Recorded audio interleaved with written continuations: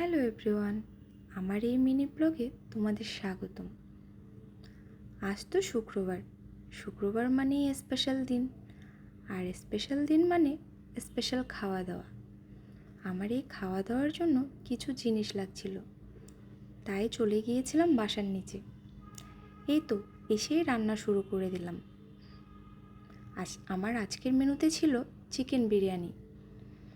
আমার সাহেব বলছিলেন সে নাকি এবার দেশে আসার পর থেকে তাকে একবারও বিরিয়ানি করে খাওয়ায়নি, তাই তার জন্য এই আয়োজন।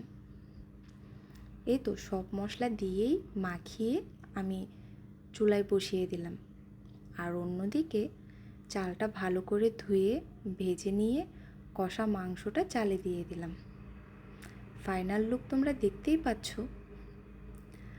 আমার স্পেশাল দিন এভাবেই কাটে। তোমাদের কিভাবে কাটে জানিও কিন্তু।